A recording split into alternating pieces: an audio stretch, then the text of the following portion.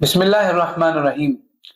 کاروباری معاملات سے متعلق زکوٰۃ کی جدید مسائل پر سیریز چل رہی ہے اور آج ہم انتہائی اہم موضوع یعنی شیئرز پر بات کریں گے۔ شیئرز کے بارے میں شرعی احکامات تین طرح سے جاننا بہت ضروری ہے۔ نمبر ایک، کون سے شیئرز خریدے جا سکتے ہیں؟ دیکھیں، شیئرز کسی بھی کمپنی میں آپ کی متناسب ملکیت یعنی آپ کی پارٹنرشپ کو ظاہر کرتا ہے، اور کس کمپنی میں شرکت کی جا سکتی ہے، کس کمپنی میں نہیں کی جا سکتی، اس پر مفتیان اکرام نے بہت ہی تحقیقات کے بعد 6 اصول وضع کیے ہیں، جن کو ہم 6 کرائیٹیریا کہتے ہیں، اور جن کی بنیاد پر پاکستان میں پاکستان اسٹاک ایکسچینج KMI آل شیئر انڈیکس جاری کیا جاتا ہے، اور یہ پاکستان اسٹاک ایکسچینج کی ویب سائٹ پہ موجود ہے، جن کی روشنی میں پاکستان اسٹاک ایکسچینج کے شرعی ایڈوائزر ہر 6 مہینے بعد ایک لسٹ جاری کرتے ہیں کہ پاکستان میں کون سے شیئرز ہیں جن کو خریدنا جائز ہے، جن کو ہم شریعہ کمپلائنٹ اسکرپٹ کہتے ہیں۔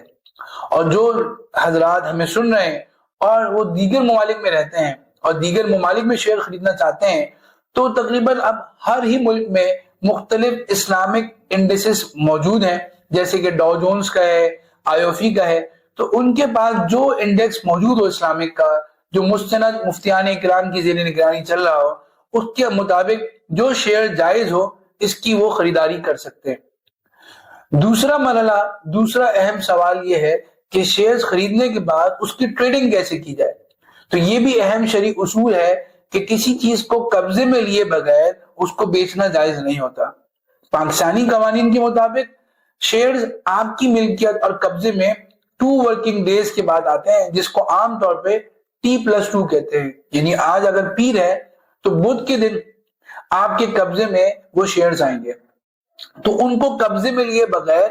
آگے فروغ کرنا جائز نہیں ہوتا ہے۔ یعنی اگر آپ کہیں کہ شارٹ سیلنگ کرنا یعنی ملکیت میں آئے بغیر یا قبضے میں آئے بغیر بیچنا یا ڈے ٹریڈنگ کرنا، یہ بھی جائز نہیں ہے۔ اور اسی طرح ان کو مستقبل کی لحاظ سے بیچنا یعنی فارورڈ سیلنگ یا فیوچر سیلنگ کرنا، وہ بھی جائز نہیں ہے۔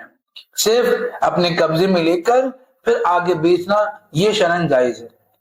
تیسرا اہم نکتہ یہ ہے کہ شیئرز اگر میں نے خرید لیے ہیں تو ان پر زکوٰۃ کیسے ادا کرنی ہے۔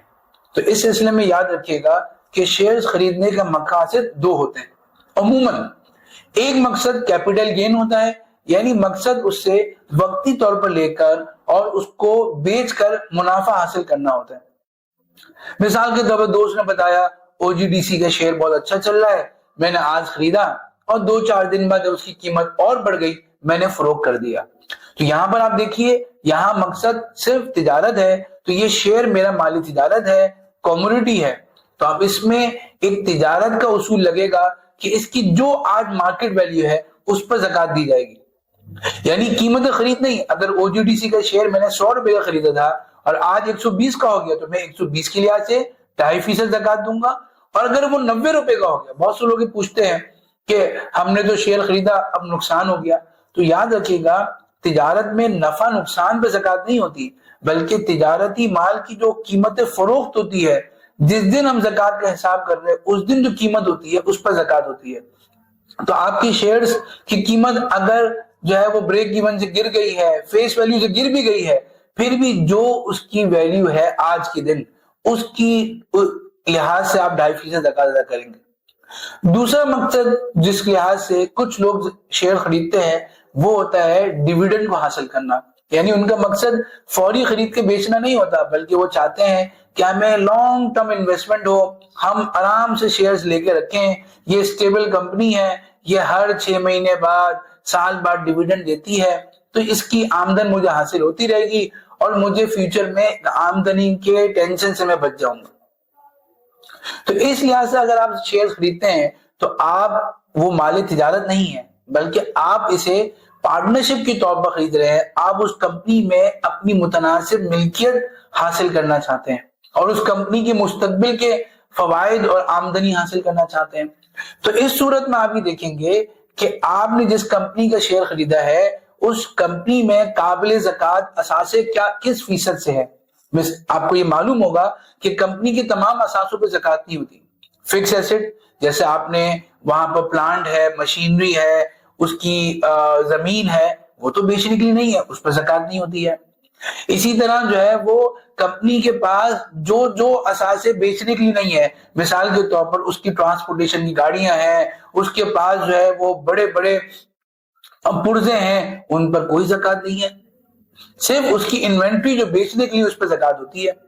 تو آپ اس کی بیلنس شیٹ میں، اس کی فائنینشیل اسٹیٹمنٹ میں چیک کریں گے کہ کتنے فیصد اثاثے یہاں پر قابل زکوٰۃ ہیں، اور اتنے ہی فیصد آپ اپنے شیئرز کی قیمت فروغ کے لحاظ سے زکوٰۃ ادا کریں گے۔ مثال کے طور پر آپ نے یہ چیک کیا اور آپ کو معلوم ہوا کہ اس کے اندر 40% اثاثے قابل زکوٰۃ ہیں، تو آپ کے پاس جو شیئرز اگر ان کی قیمت 100 روپے ہے تو آپ 40 روپے کے لحاظ سے زکوٰۃ ادا کریں گے، یعنی 40 روپے کا 2.5% ادا کریں گے، جو یقیناً پورے قیمت کا 1% بن جاتا ہے۔ لیکن اکثر لوگ یہ کہتے ہیں کہ ہمیں یہ فائنینشیل انالیسس کرنا آسان نہیں لگتا، ہمیں اسٹیٹمنٹ سے چیک کرنا آسان نہیں لگتا، یا بعض کمپنی کی اسٹیٹمنٹ میں اتنی تفصیلی نوٹس یا ڈسکلوجر نہیں ہوتے۔ تو اس صورت میں فتویٰ یہ دیا جاتا ہے کہ اگرچہ آپ نے کیپٹل گین کے لیے نہیں بلکہ ڈیویڈنڈ کے لیے شیئرز لیا ہے، لیکن پھر بھی احتیاطاً آپ اس کی پوری مارکیٹ ویلیو پر زکوٰۃ ادا کر دیں تو یہ زیادہ احتیاط کے قریب ہے۔ تو اللہ تعالیٰ ہمیں شیئرز کے مسائل کو سمجھ کر اس میں حصہ لینے کی اور اس کو صحیح سمجھ کے زکوٰۃ ادا کرنے کی توفیق عطا فرمائے۔